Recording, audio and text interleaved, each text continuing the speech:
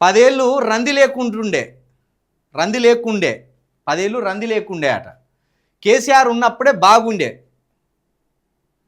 కేసీఆర్ హయాంలో 24 గంటల కరెంటు ఇచ్చిండు. పొలం మొత్తం తడిసేదాకా మోటార్ నడిపినాం. ఇంటికాడ ఉండి పొలాలు రంది లేకుండా పారించినాం. రాత్రిపూట పొలం కాడికి పోయే బాధ లేకుంటుండే.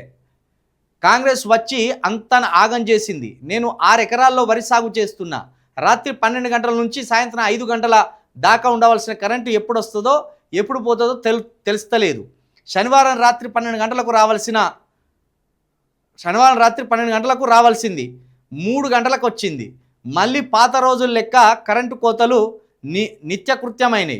సరిపోను కరెంటు లేక నీళ్ళందక పొలం ఎండిపోతుంది. ఓ మడికి ఇయ్యాలా ఓ మడికి రేపు అని పారించుకుంటూ పోతున్నాం. మార్చిలోనే ఇట్లా ఉంటే మునుముందు ఎట్లుంటుందో తలుచుకుంటేనే భయం అవుతుంది. రాళ్లబండి స్వామి, కోటపల్లి, మంచిర్యాల జిల్లా. అవును, గింత కరెంట్ కష్టాలు ఎందుకు వచ్చినాయి? మరి కేసీఆర్ గారు ఉన్నప్పుడు ఈ కరెంట్ కష్టాలు అయితే లేవా? ఒక 3 విషయాలలో కేసీఆర్ గారిని ఒప్పుకోవచ్చు. శాంతి భద్రతలు, కరెంటు లేకుండా చేసిండు, కరెంటు పోకుండా చేసిండు, నీళ్ళ సమస్య లేకుండా చేసిండు. మనం అసలు ఎండాకాలం వస్తే హైదరాబాద్ లాంటి నగరాల్లో తెలంగాణ రాకముందు మాలాంటి ఉద్యోగస్తులం కూడా ఓ 4 బిందెలు నింపుకొని పోయేది. నీళ్ళ సమస్యను అధిగమించిండు కేసీఆర్ గారు, కరెంటు సమస్యను అధిగమించిండు. శాంతి భద్రతల విషయంలో ఈ 3 కేసీఆర్ గారు సూపర్ సక్సెస్ అయింది.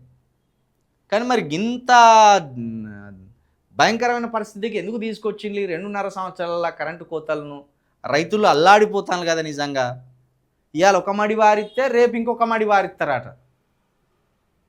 ఇట్లా మడులు కట్టుకుంటారు రైతులు. ఒక మడికి ఒక బస్తా వెళ్తుంది, ఒక మడికి ఒక 2 బస్తాలు వెళ్తాయి, అట్లా ఉంటుంది. మడులు కట్టుకుంటే ఒక మడి ఇవాళ వారిస్తే ఒక మడి రేపు వారిస్తారట. కేసీఆర్ ఉన్నప్పుడే బాగుండే. సాక్కు నిరంతరం కరెంటు సరఫరాతో కొత్త రికార్డులు.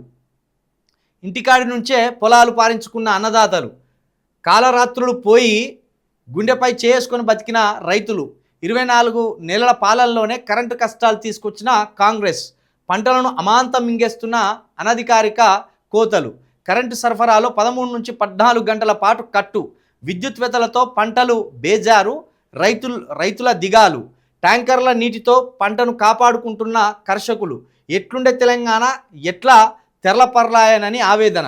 మార్చిలోనే ఇట్లుంటే మేలో పరిస్థితి ఏందని ఆందోళన. కర్షక దేశమైన మన భారత జాతి ఏకైక ఆకాంక్ష సుజలాం సుఫలం సస్యశ్యామలాం. 7 దశాబ్దాల స్వతంత్ర భారతవాణిలో దాన్ని సాకారం చేసిన ధీరుడు తెలంగాణ తొలి ముఖ్యమంత్రి కల్వకుంట్ల చంద్రశేఖరరావు. తెలంగాణ ఆవిర్భావ అనంతరం 9.5 ఏళ్ల పాలనలో రెప్పపాటు కోతలు లేని కరెంటుతో తెలంగాణ రాష్ట్రాన్ని వెలుగు దివ్యలా మార్చారు. సాగునీటి ప్రాజెక్టులతో తెలంగాణను సుజలాం చేశారు. కేసీఆర్ దూరదృష్టితోటే దేశానికి అన్నం పెట్టే తల్లిగా సుఫలమైన తెలంగాణ సాగుభూమి వృద్ధిలో సస్యశ్యామల గడ్డగా అవతరించింది. బీఆర్ఎస్ ఏలుబడిలో సాగు పండుగవడంతో అన్నదాత ముఖాలు చిరునవ్వులతో తొణికిసలాడాయి. దిగుబడులు పెరిగి కీసల నిండా పైసల గలగలలు వినిపించాయి. వలసలు, ఆత్మహత్యలనే మాటలే వినిపించకుండా పోయాయి. వీళ్ళు రాయమంటే అంతు లేకుండా రాస్తారా? ఒక్క రైతు చచ్చిపోలేదన్నట్టు, ఎవరి పంట ఎండిపోలేదన్నట్టు, అసలు రైతులకు బాధలే లేవన్నట్టు.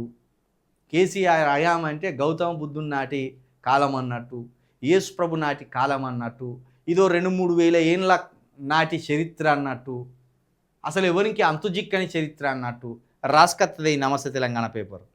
నీళ్ళు ఇచ్చిండే కాదంటలేము. కేసీఆర్ హయాంలో భారీ వర్షాలు పడి రైతులు ఆగమైతే పంట నష్టానికి పైసలు ఇవ్వలేదా? కేసీఆర్ హయాంలో వరేస్తే ఊరే అని డైరెక్ట్ కేసీఆర్ గారే అన్నారా? డైరెక్ట్ వరేస్తే ఊరే అని చెప్పి ఆయన ఫామ్ హౌస్లో 200-300 ఎకరాల వరేసిండు. వరి పండించిన రైతులనేమో అరిగోస పెట్టించిండు, ఆయనే వరి పండించి ఆయన అమ్ముకున్నాడు. రైతులందరూ అసలు ఆనంద బాష్పాలతోటి కేసీఆర్ గారు వస్తా అంటే ఈ ఆనంద బాష్పాలతోటే కేసీఆర్ గారి కాలు కరిగినట్టు రాసుకత్తరు ఈ పేపర్.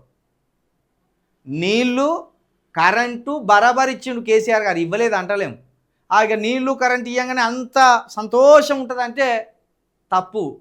పండించిన పంటలకు మద్దతు ధర ఇవ్వాలా, అది ఇవ్వలే. మద్దతు ధర ఇవ్వలేక పంటలను రోడ్ల మీద పోసి కేసీఆర్ మీద ధర్నాలు చేసిండ్రు వరి పండించిన రైతులు. మర్చిపోతే ఎట్లా? నీళ్లు కరెంట్ రాగానే పండించుకోగానే అయిపోయిందా? పంట పండినాక వాటికి పెట్టుబడికి తగ్గట్టు మద్దతు ధర ఇచ్చినప్పుడు అప్పుడు రైతుల ముఖాల్లో సంతోషాలు ఉంటాయి. ఏం రాతలే ఇవి, ఏం రాతలు? ఏదో 2-3 వేల సంవత్సరాల క్రితం ఉన్నాడు ఒక పాలకుడు. ఆ పాలకుడి పాలనలో జనం అంతా అసలు ఆనంద బాష్పాలతో ఉండేది అన్నట్టు రాసుకొచ్చింది. గింత సిగ్గు లేకుండా రాసుకరాకు జరా నమస్తే తెలంగాణ పేపర్.